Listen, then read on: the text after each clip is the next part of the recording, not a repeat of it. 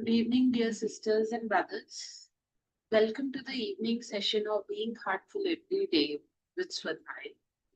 We are in week 3 and today is day 24.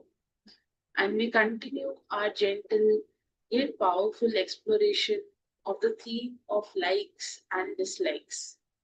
Those subtle tendencies that quietly shape our emotional states, our relationships, every aspect of our life, including our spiritual journey.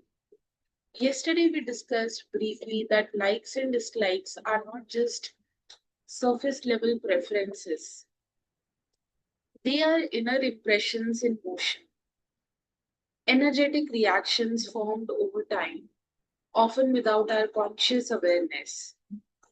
These tendencies are deeply tied to our attachments and aversions, and they influence how we respond to life's events. In the path of heartfulness, we are invited to observe these patterns, not to judge them, suppress them, or act from them, but to become aware of them. Because once we see them clearly, we begin to regain our inner balance. As Zaji reminds us, when we overreact with our likes and dislikes, we let the mind form unwanted impressions. These reactions clutter the heart, and over time, they shape our personality, reinforce biases, and keep us from experiencing the deeper peace that is always available. But through our heartfulness abhyas, we have a way to clear this inner clutter. Meditations allow us to rest in a space beyond preference, a state of pure being. Our evening cleaning helps us release the accumulated emotional weight from the day, including subtle likes and dislikes. And with Swadhyaya, which is the self study, invites us to witness our inner landscape honestly and compassionately. With each day of sincere practice, the heart becomes more transparent, more balanced, and more free. Integrating Swadhyaya with our daily routine. As we build this muscle of self study, we begin to act more wisely and live more freely. The heart begins to guide us rather than our reactions. This journey of refinement is deeply personal but also universal. Therefore, if someone you know is seeking transformation or emotional balance or clarity, you may gently invite them to join these BHED sessions or help them explore the Heartfulness master classes. Sometimes a single moment of sincere connection with the heart is enough to begin a transformation in them. Dear sisters and brothers, we are now going to sorry, resume the reading from Yogic Psychology, the article by Daji. And as we read the sections today, you can pay attention to how our inner conditioning influences our choices and how the sections offered by Daji in this article offers a path to freedom. Patanjali goes on to discuss the formation of samskars in the human energy field that result in the kleshas developing. Impressions or modifications in the field of consciousness result in complex energy patterns being formed, which harden and create samskars over time and through repetition. Because the mind is colored by past experience or lack of it, these patterns result in behavioral tendencies that are difficult to erase. Often, these samskars form because of emotional reactions to life. So, it is particularly difficult to remove them. Even the samskars that form and enter through the conscious mind remain buried like seeds in the subconscious mind. When the environment becomes conducive, the seeds of those samskars raise their wood to express themselves to be fulfilled. That is why the heartfulness cleaning method is so revolutionary and effective. It removes the samskars at the root. I repeat, it removes the samskars at the root, cleaning the complexities and impurities in the field of consciousness at the vibrational level rather than trying to change behavioral patterns, thought processes, and laying down of fixed neural pathways. Cleaning does not rely on thinking and analysis to remove the roots of afflictions, and it does not require the reliving of the past experience. The heartfulness cleaning method is so revolutionary and effective. It removes the samskars at their root, cleaning the complexities and impurities in the field of consciousness at the vibrational level, rather than trying to change behavioral patterns, thought processes, and the laying down of fixed neural pathways. The first of the kleshas is avidya, which we explored in detail in the last article. It is important to remember that avidya is the basis of the four afflictions: ashmita, raga, dvesha, and abhivinesha. Avidya is lack of awareness. The opposite to vidya, that is defined by a pure canvas of consciousness upon which awareness and perception are free to witness without prejudice or limitation.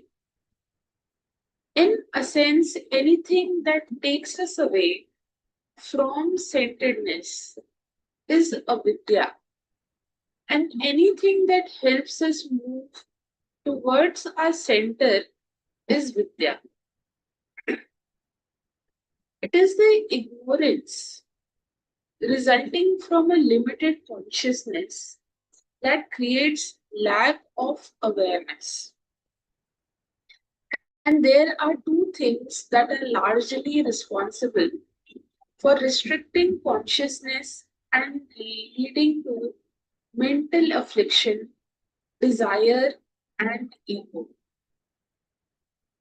It is by becoming conscious of desires and ego and the role they play in creating mental afflictions that we start to understand mental well being. Desires come from judging things according to what we like or dislike, want and don't want. Desire also arises due to a feeling of lack of things, above, and due to an overwhelming impression, prabhav, that an object creates in us. Desire takes us away from our center, making us deviate from our true nature, swabhav. Dear sisters and brothers, let us settle into silence where the heart can absorb the wisdom of the words that we have just read.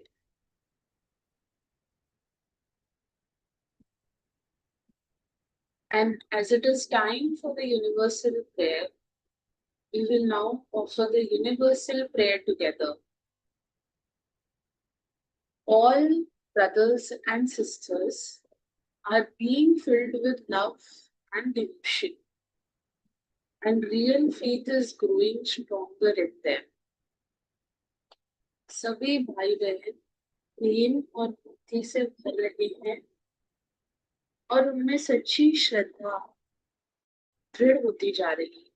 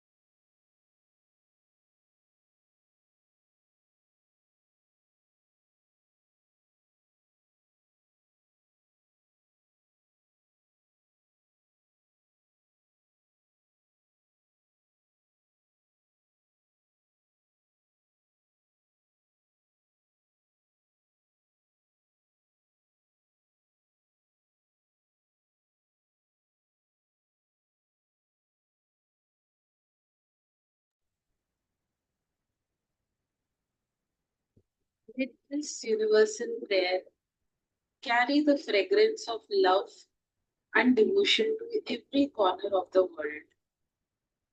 Dear sisters and brothers, as you prepare for the rest tonight, take a few moments to offer your bedtime prayer and for offering the inner reflections of the day. The subtle insights bring a quiet loosening of the knots that bind us. Let go with grace and sleep in the peace of your own awareness. In the days ahead, we are further going to deepen our understanding of how likes and dislikes shape our worldview, how they influence things in our life, our decisions, even our spiritual growth. And most importantly, we explore how to transcend them through the steadiness of the heart and through the concept of Swadhyaya, which is integrated in these themes. We sincerely thank you for your presence here for the evening session today. And we look forward to seeing you tomorrow for the morning session at 6 a.m. tomorrow. Until then, wishing you all a very good night.